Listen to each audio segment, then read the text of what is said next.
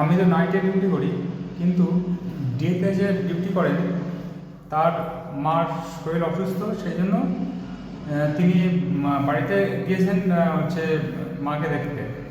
এক সপ্তাহ উনি আসবেন না, এটা মালিককে আমি গতকালকেই বলেছিলাম।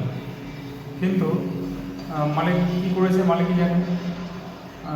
আমি তখন 7:30 বাজে তখন মালিককে ফোন করলাম যে আমার ডেতে যে ডিউটি করবে সে এখনও আসেনি, কেননা তার কাছে হ্যান্ডওভার, আমার ডিউটি হ্যান্ডওভার করে দিয়ে আমি ওখান থেকে বেরোতে পারবো, মানে তার আগে আমাকে ওখান থেকে বেরোতে দেবে না। এবার মালিককে ফোন করার পর মালিক বলল 10 মিনিট ওয়েট করো, কাউকে পাঠিয়ে দিয়েছি ওখানে। কিন্তু 10 মিনিট চলে গেল, 20 মিনিট চলে গেল, তাও দেখি কেউ আসছে না। তারপরে 8টা বেজে গেল। হ্যাঁ, তার মানে আমার 7টায় ওখান থেকে ছুটি হওয়ার কথা, সেখানে 8টা বেজে গেল। 1 ঘন্টা ওখানে দাঁড়িয়ে আছে, কিন্তু এখনও কেউ এলো না ডিউটিতে। আমার 1 ঘন্টা লেট হয়ে গেল আজকে।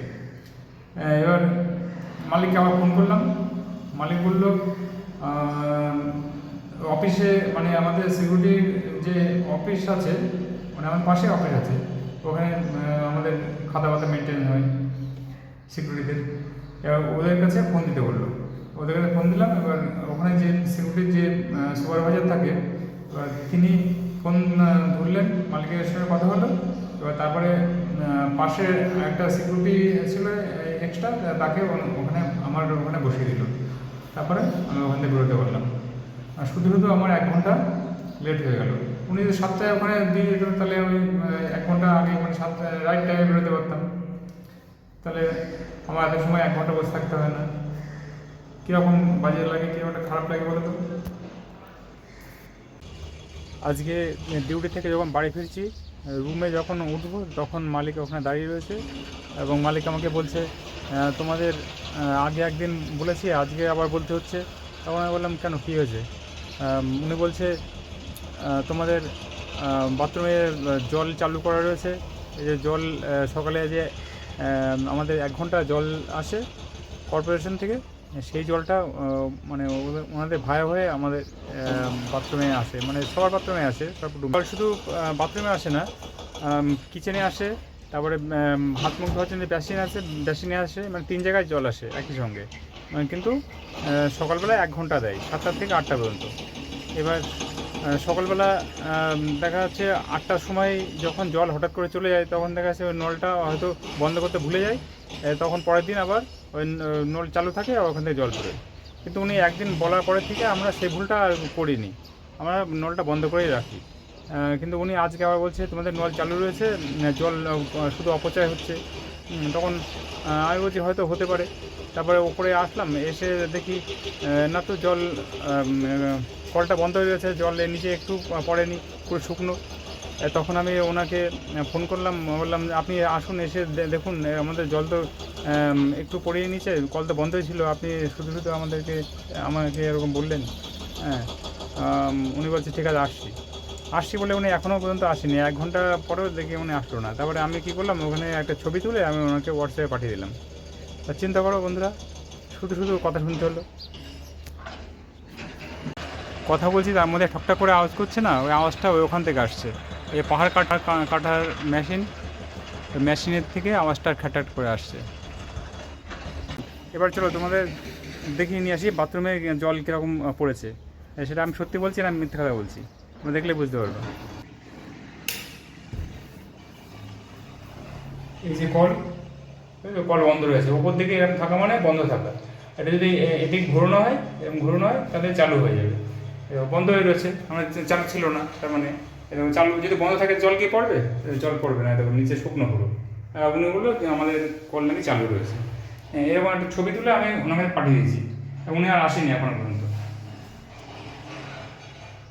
আজ কাজের থেকে বাড়ি ফেরার পথে এই সোয়াবিনগুলো কিনে এনেছি। এখানে 800 গ্রাম সোয়াবিন আছে, দাম নিয়েছে 40 টাকা। খুব ছোটো ছোটো, কিন্তু বড় যে সোয়াবিনগুলো সেগুলো না, এগুলো ছোটো সোয়াবিন। এগুলো সব সবজিতে ব্যবহার করা যায়। আর সোয়াবিন খাওয়া খুব ভালো, হাই প্রোটিন থাকে সোয়াবিনে। হ্যাঁ, এই জন্য আমি এটা এনেছি, সব সবজিতে দেবো, প্রত্যেকদিনই এটা খাবো, ভালো লাগবে। আর শরীরে এনার্জিও পাবো, প্রোটিনের ঘাটতি পূরণ হবে।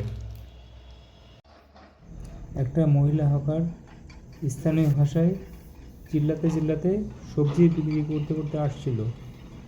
ক্যামেরা রেডি করতেই সে ভ্যানিশ, তোমাদেরকে দেখাতে পারলাম না।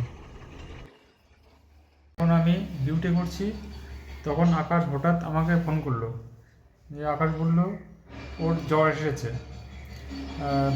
তো আমি বললাম তাহলে একটা ক্যালপল খেয়ে নে। তো ক্যালপল খেয়ে নিয়েছিল, এই জন্য সকালের দিকে ভালো আছে শরীরটা, মানে পুরোপুরি ভালো নেই, অল্প একটু জ্বর জ্বর ভাব ছিল, সেই জন্য আর কোম্পানিতে যায়নি। সেই কারণে আজকে সারাদিন বাড়িতেই ছিল। তো এখন শরীরটা ভালো লাগছে, এখন ওর ট্রেনিং সেন্টারে যাচ্ছে, সে অটোমেশন ট্রেনিং ও করে, ওই জন্য ওখানে যাচ্ছে। তো দেখি আকাশের কাছে জিজ্ঞাসা করি, আকাশ কেমন আছে, ও কেমন লাগছে শরীরটা? আকাশ কেমন লাগছে? এখন একটু ভালো লাগছে। আর জ্বর জ্বর ভাবার লাগছে আর? না, এই ওষুধ খেয়েছি, এখন ঠিক আছে আগের থেকে অনেক। আচ্ছা, ঠিক আছে। এই দেখো এখান থেকে পাথর কীভাবে কাটছে তোমাদেরকে দেখানোর জন্য আমি ঠিক পাথর কাটার স্থানে এসে হাজির হয়েছি। আজকে কোম্পানির মালিক সব কর্মচারীদের পোহা খাওয়ালো। এখানকার মহারাষ্ট্রের ফেভারিট চিড়ের পোলাও, মানে এখানকার স্থানীয় ভাষায় একে পোহা বলে। খুব সুন্দর করে বানানো। এর মধ্যে আছে কারি পাতা, ধনিয়া পাতা, তারপরে বাদাম, তারপরে তোমার চানাচুর, এসব দিয়ে চিড়ে দিয়ে এটা বানিয়েছে। খেতে খুব সুস্বাদু হয়েছিল।